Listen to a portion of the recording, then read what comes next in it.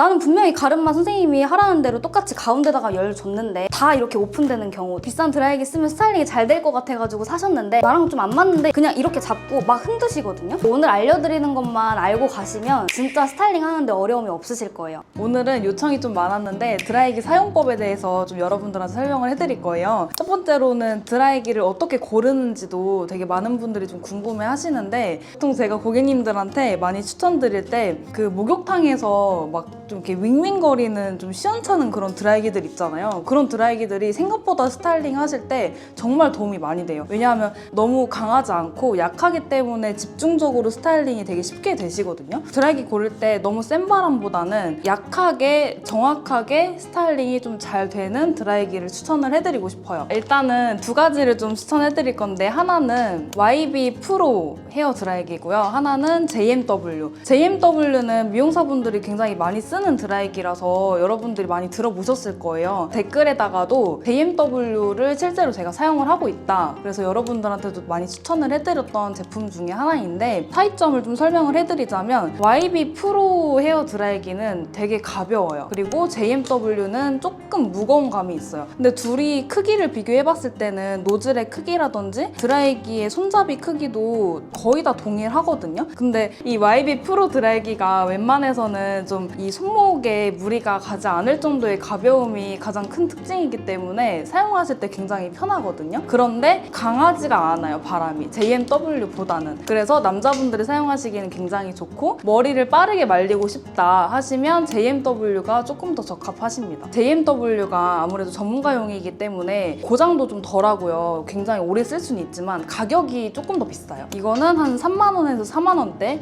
그리고 JMW는 한 8만 원대라고 생각을 하시면 되고, 가격 차이가 좀 있습니다. 남자분들 스타일링 하실 때 노즐의 크기가 굉장히 중요하거든요. 여러분들 다이슨이 되게 좋다고 유명해서 뭔가 좋은 드라이기, 비싼 드라이기 쓰면 스타일링이 잘 될 것 같아가지고 사셨는데, 남자분들은 그 비싼 드라이기를 사서 생각보다 이거 비싼데 나랑 좀 안 맞는데 이렇게 하신 경우가 있었을 거예요. 그게 다 노즐 때문이거든요.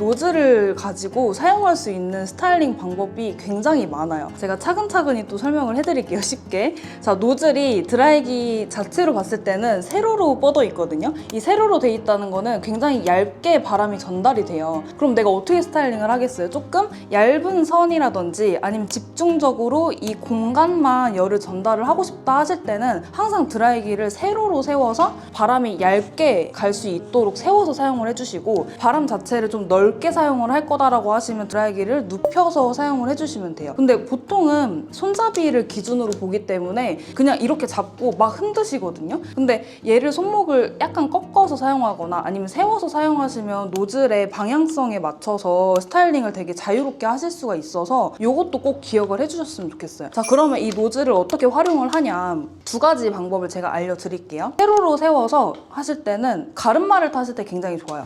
얇게 바람이. 그럼 여기다 건다면 정확하게 바람이 좀 얇게 전달이 되겠죠? 노즐을 가로로 한번 세워볼게요. 바람이 조금 넓게 퍼지죠? 얇은 거, 넓은 거, 이런 식으로. 뿌리 볼륨 살릴 때 여기 헤어라인에 직접적으로 이제 열을 가해서 주잖아요. 근데 이 부분을 내가 세로로 하지 않고 가로로 하면 이마 중간에다가 열을 주고 싶은데 어떻게 돼요? 바람이 여기 맨 끝에까지 당연히 쏴지겠죠. 그러면 거의 최소한 한 5cm 이상이 머리가 다 오픈이 돼버려요. 그래서 아마 흔하게 생각했을 때 얇은 그런 에즈펌 가르마 스타일링 많이들 하시잖아요. 근데 나는 분명히 가르마 선생님이 하라는 대로 똑같이 가운데다가 열 줬는데 다 이렇게 오픈되는 경우 되게 흔하게 많이 있으셨을 거예요. 그게 바람 자체를 너무 넓게 쏴줘서 그런 거예요. 선풍기로 바람을 쐬면 당연히 머리가 전체적으로 다 퍼지겠죠. 그런 거랑 좀 원리가 똑같은 거거든요. 노즐 그 끝에 모서리를 조금 사용을 하시라고 제가 말씀드리거든요. 이 노즐 끝에만 활용해서 내가 정확히 열을 주고자 하는 부분에 피부에다가 가볍게 대주세요. 이렇게 하고 왔다 갔다 하면서 열을 골고루 좀 전달을 해주는 거죠. 노즐을 세워서 하는 거랑 가로로 하는 거의 차이를 이해를 해주시면 굉장히 좋아요. 아시겠죠?